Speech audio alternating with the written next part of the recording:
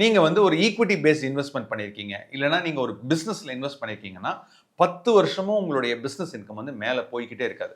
ஏதாவது ஒரு நேரத்துல வந்து கீழ போகும். சோ அதனால நீங்க வந்து அது கீழ போறத பத்தி இது வந்து ஒரு டெஸ்லா மாதிரி ஒரு பெரிய நிறுவனமாக இருக்கலாம். இல்லனா வந்து ஒரு சாதாரண ஒரு நிறுவனமாக இருக்கலாம். எல்லாத்துக்குமே வந்து இந்த நெட்வொர்க் வந்து மேல தான் போகணும் அப்படிங்கிற அவசியம் கிடையாது. சோ அப்ப இத நம்ம வந்து எப்படி வந்து கவுண்டர் பண்ணலாம் அப்படின்னு கேட்டீங்கன்னா 2, 3 இம்பார்ட்டன்ட்டான விஷயம் சொல்றேன். ஃபர்ஸ்ட் ஆஃப் ஆல் உங்களோட சொந்த வீட்ட வந்து உங்க அசெட்ஸ்ல வந்து எடுத்து வச்சுக்காதீங்க.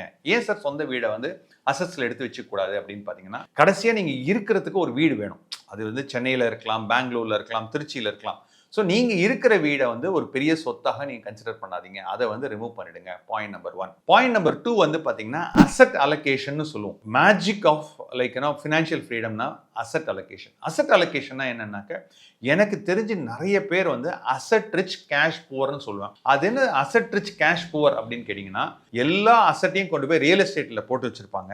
ஆனா வந்து அவங்களுக்கு ஒரு 5 லட்சம் ரூபாய் மாச வருமானம் வரவே வராது. ஆனா பேப்பர்ல பாத்தீங்கன்னா நிறைய கட்டுக்கட்டா வந்து நிறைய டாக்குமெண்டேஷன் வாங்கி வச்சிருப்பாங்க. அப்படி இல்லைன்னா என்ன பண்ணுவாங்கன்னா கோல்டா கொண்டு போய் எங்கேயாவது கொண்டு போய் பார்ஸா வச்சிருப்பாங்களே தவிர அதை வந்து கன்வெர்ட் பண்ண மாட்டாங்க. ஸோ அப்படி பார்த்தீங்கன்னா அசெட் ரிச் கேஷ் புவர்.